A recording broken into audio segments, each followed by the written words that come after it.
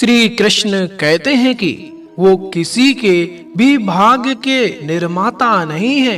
व्यक्ति खुद ही अपना भाग्य लिखता है। आप जैसा बीज बोएंगे आप वैसे ही फसल काटेंगे। आप जैसा कर्म करेंगे आपको वैसे ही परिणाम मिलेंगे। यदि विद्यार्थी मन लगाकर पढ़ाई करेंगे तो परीक्षा में सफल होंगे। इसलिए हर व्यक्ति का भाग्य तभी बदलेगा जब वो ऐसे कर्म करेंगे। पृथ्वी, जल, अग्नि, वायु, आकाश, मन, बुद्धि और अहंकार ये मेरी प्रकृति के 8 विभाग हैं। जो कुछ भी है वो वर्तमान में है। जो बीत गया है वो नहीं आएगा और जो आने वाला है उसकी चिंता नहीं बल्कि खुले हाथों से इसका स्वागत करें। भ्रम और संदेह से परे जब आप भगवान से प्यार करते हैं तो आप हर चीज से प्यार करते हैं।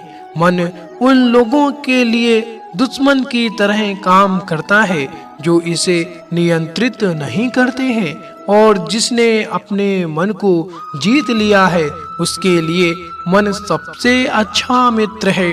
क्रोध में इंसान भ्रमित हो जाता है और भ्रम से बुद्धि व्यग्र हो जाती है और अपने गलत फैसले के चलते उसका पतन शुरू हो जाता है। जो कर्म में आकर्म देखता है और आकर्म में कर्म देखता है वह मनुष्यों में बुद्धिमान होता है। आप केवल कर्म के हकदार हैं, उसके फल के कभी नहीं। मनुष्य अपने विश्वास से निर्मित होता है। जैसा वह मानता है वैसा ही वह है। आत्मा विनाश से परे है।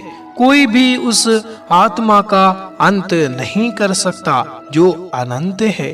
खुशी मन की एक ही आस्था है जिसका बाहरी दुनिया से कोई लेना देना नहीं है। यांत्रिक अभ्यास से बेहतर है ज्ञान, ज्ञान से बेहतर है ध्यान।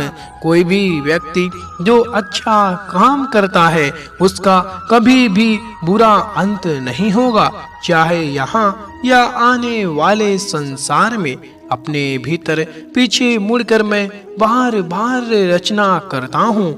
जिनके मन और आत्मा में सामंजस्य है और जो इच्छा और क्रोध से मुक्त है, जो अपनी आत्मा को जानते हैं, उनके साथ ईश्वर की शांति है। हम वही देखते हैं जो हम हैं और हम वही हैं जो हम देखते हैं। जो हुआ अच्छा हुआ, जो भी हो रहा है वो अच्छा ही हो रहा है और जो होगा वो भी अच्छा ही होगा। बुरे कर्म करने नहीं पड़ते, हो जाते हैं, और अच्छे कर्म होते नहीं, करने पड़ते हैं। क्या गया है तुम्हारा जो तुम रोते हो? तुम इस संसार में क्या लाए हो जो तुमने खो दिया? तुमने क्या पैदा किया जो खो दिया? क्योंकि तुमने जो भी लिया यहीं से तो लिया, जो भी दिया यहीं पर दिया। आज जिसे तुम अपना कह रहे हो कल किसी और का था और परसों किसी और का होगा। फिर क्यों रोते हो? परिवर्तन ही इस संसार का नियम है। यह प्रकृति है जो सभी गतियों का कारण बनती है।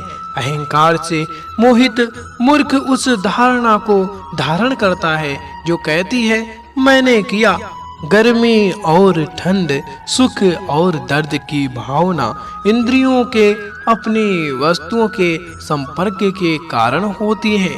वे आते हैं और चले जाते हैं। चिरकाल तक आपको उन्हें स्वीकार करना चाहिए। पूर्ण लगन के साथ अपना कार्य करो, लेकिन उसके फल की इच्छा मत करो, क्योंकि जब आप फल की इच्छा करते हैं तब कहीं ना कभी आप अपने कार्य में पूर्ण रूप से समर्पित नहीं हो पाते।